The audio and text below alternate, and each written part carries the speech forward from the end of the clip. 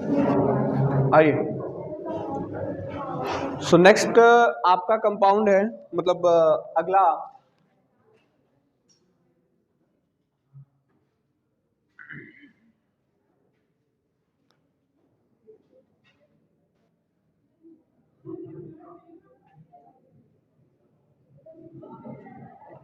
इधर देखिए ध्यान से। जब तक हमने बात कार्बोकैटायन की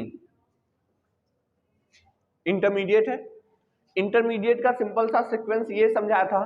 ध्यान से देखिएगा, जैसे अगर मैं ग्राफिकली समझाऊं, इधर देखो, तो यहां पर कोई रिएक्टेंट है और यहां पे सपोज करिए ये प्रोडक्ट बन रहा है, ये रिएक्टेंट है और ये कौन है, प्रोडक्ट। तो रिएक्टेंट को अपनी एनर्जी को एक बार बढ़ाना पड़ता है और बढ़ाते बढ़ाते बढ़ाते काफी हाइट पे ले जाके तब नॉर्मल होना पड़ता है। और ये जो मैक्सिमम अमाउंट ऑफ एनर्जी इसके सामने आ रही है, ये इस समय इस इंटरमीडिएट की एनर्जी होगी। बात को समझिएगा बेटा, रिएक्टेंट की एनर्जी कम होती है, प्रोडक्ट की एनर्जी कम होती है, लेकिन बीच में इंटरमीडिएट की एनर्जी बहुत ज्यादा होती है।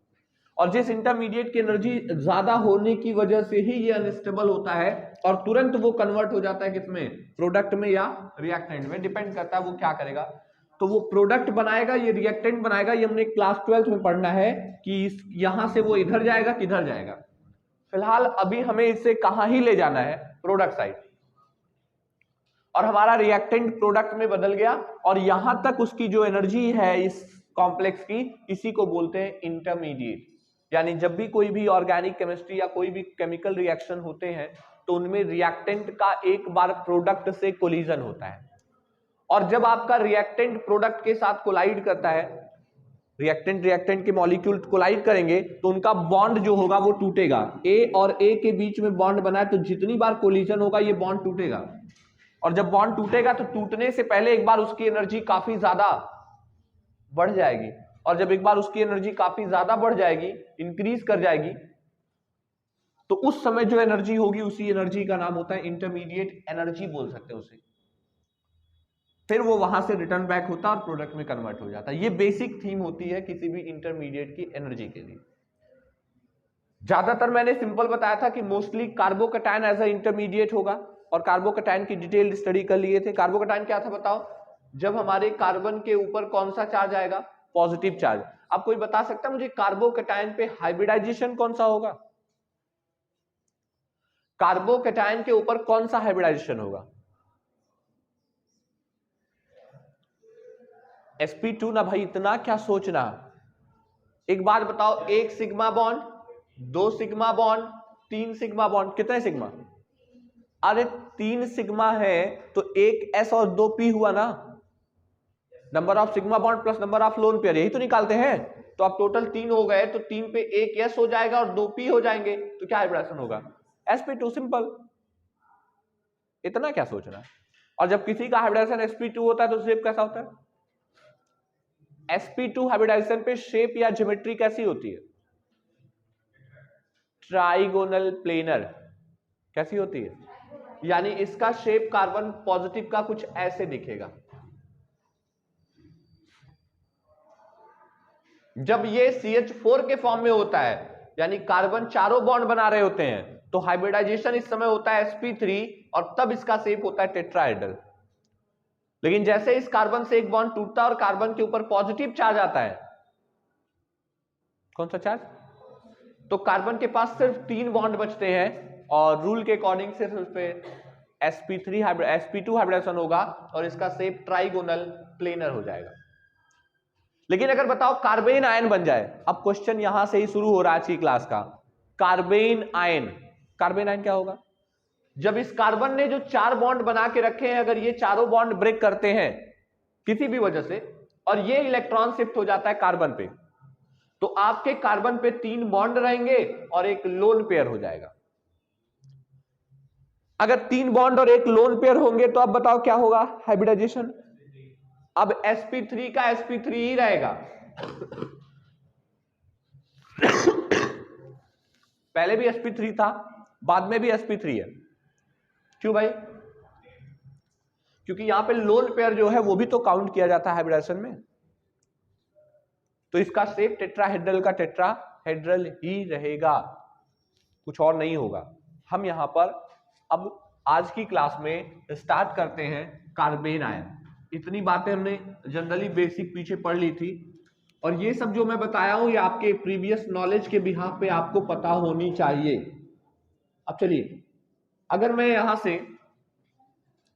एक कार्बन है और कार्बन के पास ये उसके साथ कोई मान लेते हैं जेड एटम कोई लगा हुआ है। अब हम कर क्या रहे हैं कि यहां से जेड का बॉन्ड तो ब्रेक करा रहे हैं, लेकिन इलेक्ट्रॉन माइग्रेट करके किसके पास जा रहा है? कार्बन के पास। कौन से इलेक्ट्रॉन? Shared electron. तो अब बताइए इस कार्बन के ऊपर कौन सा चार्ज आ जाएगा? Negative charge. और आपका जेड कैसा हो जाएगा? पॉजिटिव। जब कार्बन के ऊपर नेगेटिव चार्ज आएगा तो इसे बोलेंगे कार्बेन।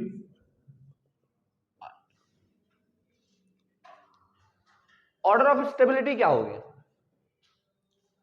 अगर मैं इनके ऑर्डर ऑफ स्टेबिलिटी की बात करूं तो देखो, सबसे ज्यादा स्टेबल तो हमको लगता है ये होगा।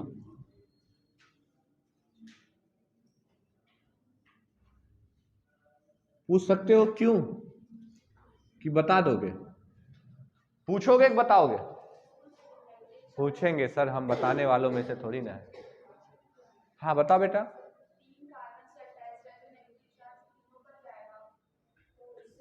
मतलब नेगेटिव चार्ज 3 बेंजीन रिंग से अटैच है, तो तीनों रिंग में नेगेटिव चार्ज का क्या होगा? डीलोकेलाइजेशन होगा। और हमने यही तो समझाया था आपको, जब हमारा चार्ज एक से ज्यादा लोगों पे क्या हो रहा हो? डीलोकेलाइज। कभी किसी के ऊपर, कभी किसी, जैसे हमारे पास, हमें सपोज करो मुझे 10 किलो वेट लेके चलना है। हल्का लग रहा है? 20 किलो ले लो, लेके चलना है। अब मैं थोड़ी दूर लेके चल रहा हूं और मैं थक गया, अब मुझसे नहीं रहा जा रहा है। तो मेरे साथ में और लोग थे, तो मैंने कहा चल भाई अब तू कुछ दूर लेके चल। तो मैंने उस वेट को दूसरे को दे दिया, तो मुझे कुछ देर के लिए रिलैक्स हुआ कि नहीं हुआ? आराम मिला ना कुछ देर के लिए। उसके बाद उसके बगल कोई और था, चल तू भी ले ले। इसका मतलब वो सामान परमानेंट चलता रहेगा और किसी एक बंदे को बहुत ज्यादा बर्डन फील नहीं होगा। स्टेबिलिटी इसी को कहते हैं, बढ़ जाएगी। और अगर एक ही आदमी को कहते नहीं भाई तेरी को लेके चलना है, तब तो उसे थकान फील होगी ना, वो ज्यादा दूर तक नहीं ले जा पाएगा ना। यहां का कॉन्सेप्ट यही है कि अगर इस इलेक्ट्रॉन पेयर को ये तीनों बेंजीन रिंग अपने अपने रिंग में घुमाएंगी तो इस कार्बन, इसके ऊपर चार्ज डेंसिटी घट जाएगी। और हमने यही तो पढ़ा है, अगर किसी की चार्ज डेंसिटी कम होती है तो उसकी स्टेबिलिटी क्या होती है? यही ना पढ़े हो भाई, अगर चार्ज डेंसिटी घटेगी तो स्टेबिलिटी। बस यही सिंपल सा है।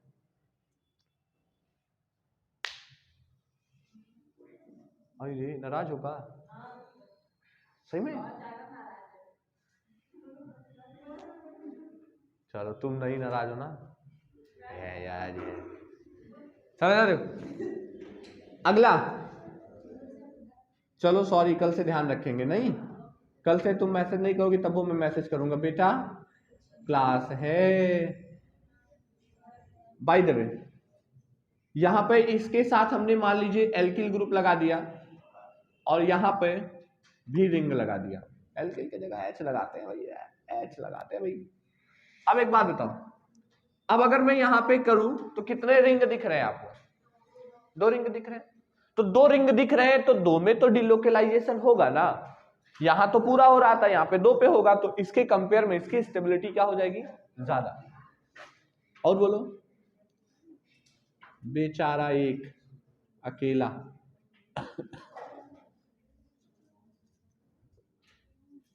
समझते हो? इसके बाद अब बारी है 1 डिग्री की। फिर इससे ज्यादा, इससे कम स्टेबल होगा 2 डिग्री।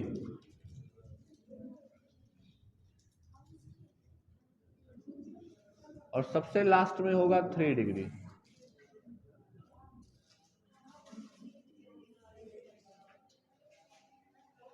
लॉजिक क्लियर है कि नहीं? क्या क्लियर है लॉजिक में तुमको? लॉजिक में एक छोटी सी बात क्लियर हो रही होगी कि जब 3 एल्किल ग्रुप बने तो ये इसके ऊपर इंडक्टिव इफेक्ट लगाएंगे, इलेक्ट्रॉन डोनेट करेंगे, इसकी स्टेबिलिटी घट जाएगी, और यहां पे रेजोनेंस में इन्वॉल्व होंगे तो इनकी स्टेबिलिटी बढ़ जाएगी। बस इतना ही लॉजिक है। तो कार्बन आयन की जल्दी से पहले आप लिखिएगा 2 लाइन। आकाश पाताल बादल, यहां देखो तो बेसिक सा फंडा ये निकल के आया, ड्यू टू रेजोनेंस जो नेगेटिव चार्ज है वो पूरे रिंग में घूमेगा, और जब नेगेटिव चार्ज पूरे रिंग में डिलोकेलाइज होगा तो उसकी स्टेबिलिटी जो है वो इंक्रीज कर जाएगी। ठीक है, पूरे रिंग में जब डिलोकेलाइज होगा तो स्टेबिलिटी क्या कर जाएगी, इंक्रीज कर जाएगी। आगे देखिए, इधर देखिए, अब जैसे ही हम सेकंड पे जाएंगे, यहां पर 3 रिंग के प्लेस पे सिर्फ कितने रिंग है, 2। इसका मतलब इनका डिलोकेलाइजेशन यहां के कंपेयर में यहां कम हो जाएगा, और जितना कम डिलोकेलाइज होगा स्टेबिलिटी उतनी घटने लगेगी। यहां पर 1 रिंग है, ये और इससे भी कम स्टेबल होगा। अब यहां पर क्या हो रहा है, यहां का कॉन्सेप्ट समझो। यहां पे क्या हो रहा है कि ये जो कार्बन है ये इसको इलेक्ट्रॉन डोनेट करने का काम करेगा, यानी प्लस आई इफेक्ट दिखाएगा। तो अगर ये इसको इलेक्ट्रॉन डोनेट करेगा तो जो अब तक चार्ज घट रहा था वो चार्ज क्या होने लगेगा, बढ़ेगा, तो स्टेबिलिटी कम हो जाएगी। तो इनमें 3 आर लगे हैं, ये सबसे ज्यादा डोनेट करेगा, इसलिए सबसे कम स्टेबल हो, सबसे ज्यादा अनस्टेबल हो जाएगा, और ये इन दोनों के कंपेयर में ज्यादा स्टेबल होगा। यही लॉजिक है। ठीक, ये सब टेंशन नहीं लीजिए, अगर अभी नहीं आया होगा तो थोड़ा थोड़ा करके आपको भी आगे समझ में आ जाएगा। जैसे ही हम इंडक्टिव इफेक्ट, हाइपर कॉन्जुगेशन बताएंगे ये पूरा लॉजिक क्लियर हो जाएगा। ठीक है, देखो अगला हेडिंग बना लीजिए, free radical. Free radical, next heading बना लीजिए फ्री रेडिकल। फ्री रेडिकल,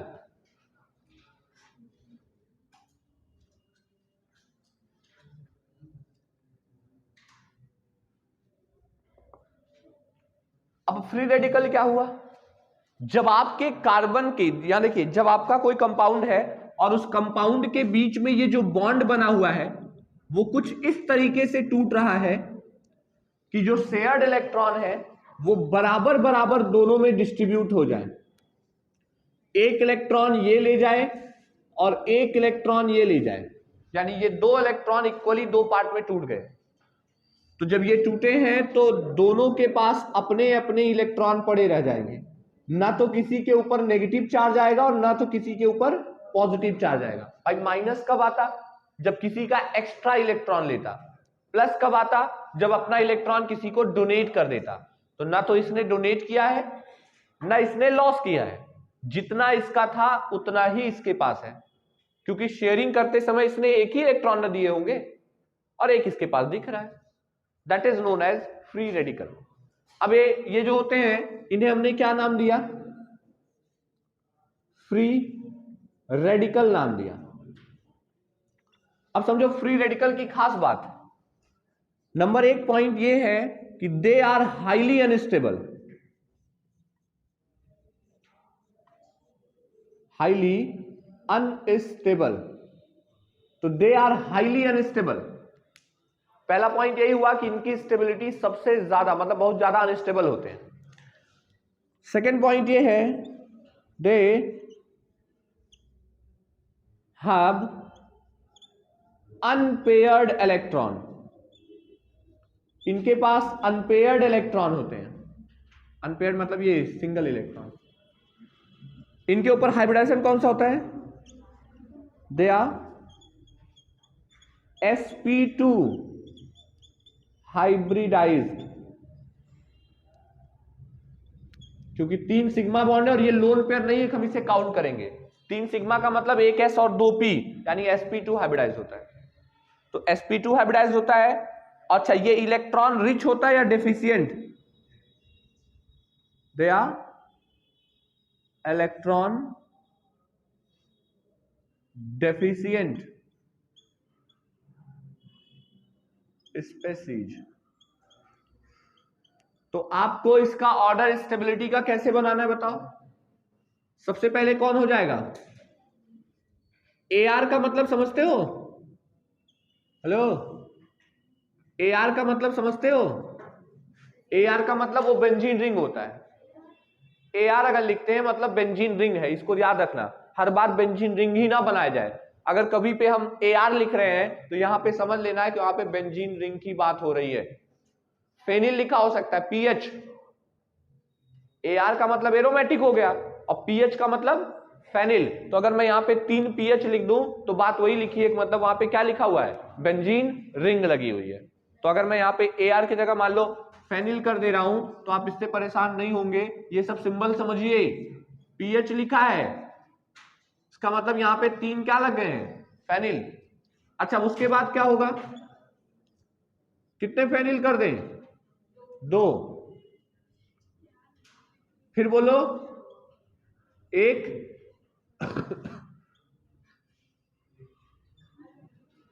ये हो गए। अब इन फेनिल के बाद किसकी बारी आएगी? R की। तो पहले कौन सा आएगा? RRR।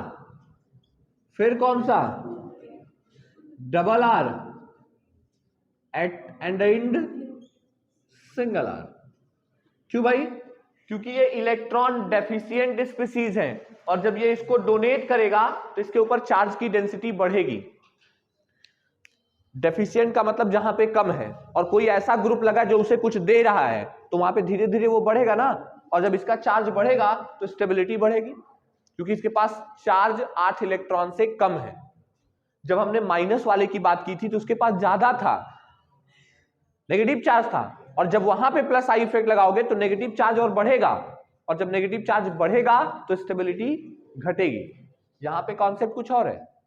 यहां पे कॉम्प्लेक्स के पास लेस इलेक्ट्रॉन है, यानी कार्बोकैटायन फ्री रेडिकल की स्टेबिलिटी एक जैसी होती है। जैसे कार्बोकैटायन स्टेबल होता है वैसे फ्री रेडिकल स्टेबल होता है, क्योंकि दोनों में इलेक्ट्रॉन कम होते हैं। और कार्बेन आयन उल्टा होता है कार्बोकैटायन और फ्री रेडिकल का, क्योंकि उसके पास इलेक्ट्रॉन ज्यादा होते हैं।